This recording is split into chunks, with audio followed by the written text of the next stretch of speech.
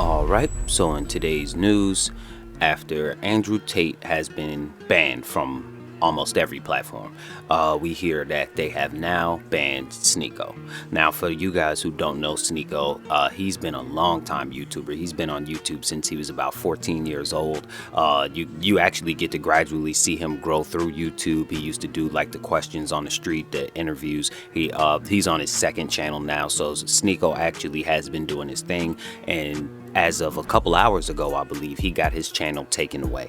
Now, we're going to have a real conversation, and for all of the super Sneako fans, you guys may not like this conversation, but these guys come into this red pill space, and they have some of the most astronomical thoughts on some things. They have some of the most over-the-top views on some things. They tend to go overboard a bit. And I know it's going to be a bunch of guys who's like, yeah, but what about the women who can do this and the women that can do that? It's like, if you know the rules to the game and you still wind up losing the game by not following one of the rules to the game, I don't know what you expect. But when you have radical viewpoints, when you're speaking about certain communities, you guys know who I'm talking about. When you start speaking about certain communities in a very demeaning way, when you start to speak about these communities that have a big, powerful voice any way that you want to, and then try to claim afterwards that your channel got taken for just regular content, like you've had your page forever, you've been having the same conversations forever. It just seems recently, since like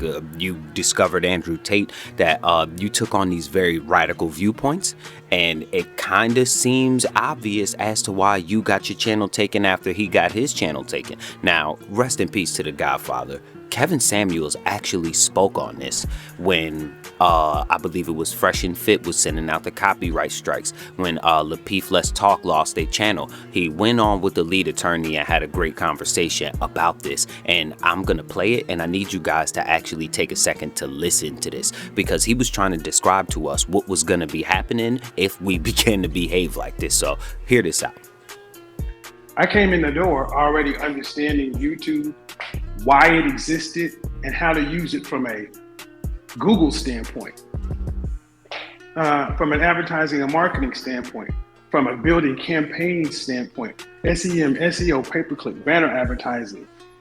And here's the real spill.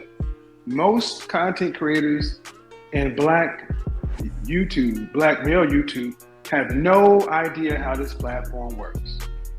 And I've been saying this for the last 3 years. Most people don't even know what an analytics, don't even know. If I say analytics, most people are like, what's that? And we revel in our fucking ignorance. We think it's a badge of honor to like, I don't know what that shit means, I just get up here. And it's really a bad look.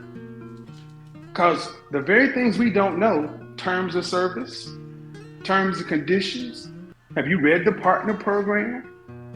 Do you understand your own analytics? And the fact that we can sit down, turn on a camera or a smartphone and talk to an audience, we treat this like it's a community watering hole instead of a fucking business that was purchased for a real reason. When the video that got you guys taken down, do you guys think it was the computer system, the algorithm that caught it? Or do you think it was somebody who just reported it? I think it was somebody that reported it. Yeah, I think so That's too. That's the only way it can happen. But we'll talk about it like the algorithm, and YouTube is all knowing. YouTube doesn't have enough people to watch the billions of hours of content. I really don't understand why people treat YouTube like it's just what they want it to be. It's not that. This is a multi-billion-dollar platform, and it's the most. If you made YouTube standalone, it would be more valuable than Comcast, Disney, or Netflix. And we really need to learn this shit. And do you see what I mean? For those people who know the game, for those people who know the rules, for those people who looked at this as a business, you're gonna take it a bit more serious. Like Fresh and Fit don't talk the same way that Andrew Tate and Sneako talk. They say a lot of things, but they know the borderline. They know that tightrope that they need to tread in order to still keep their channel at the end of the day. Because why lose such a big source of income? I think Sneako was upwards of 1 million subscribers.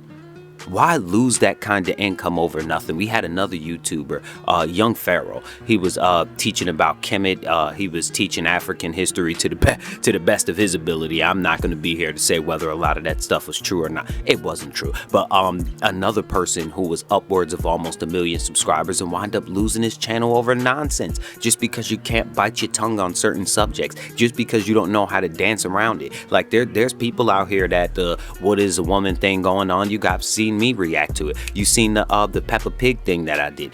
There's ways that you could go about doing certain conversations without being radical, without taking it over the top, and without risking losing your channel. Like, you can act like it's no big deal. You can act like no, I'm all right, I'm just gonna move over here. No, it's a big hit.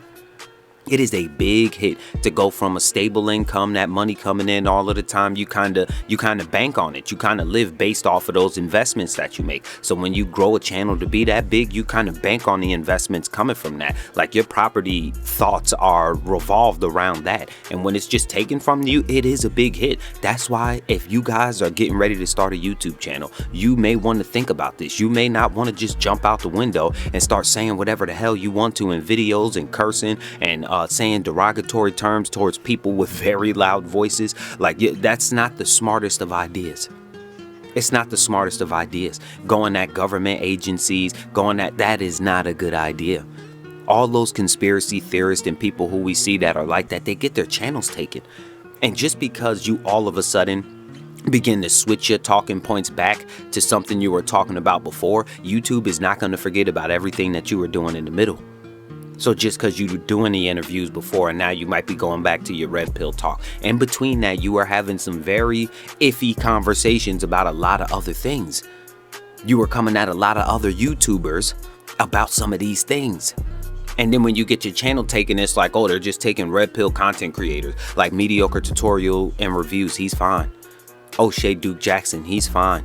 Even Fresh and Fit, they're fine, still on the incline, because they know how to walk that tightrope. Everybody thinks it's just biting your tongue for the man, and you'll do it at your job. You'll do it anywhere where there's a contract involved. You'll do it any other time. Why not do it to make millions? And to keep a channel growing till it makes you more and more and more millions. It's no point in losing your channel over your ego, but as you can see, Sneako's channel has been taken. I think he moved over to Rumble or something. You guys can go watch the interview he did with Fresh and Fit where he really went into detail on this and check it out. So that's the news. You guys who are going to be starting YouTube channels, walk that tightrope, do what's necessary to get your channel up and running. No point in being a little too radical on some stuff. Sometimes it's best to just bite your tongue. But until next time, low key, low ski, over and out. Peace.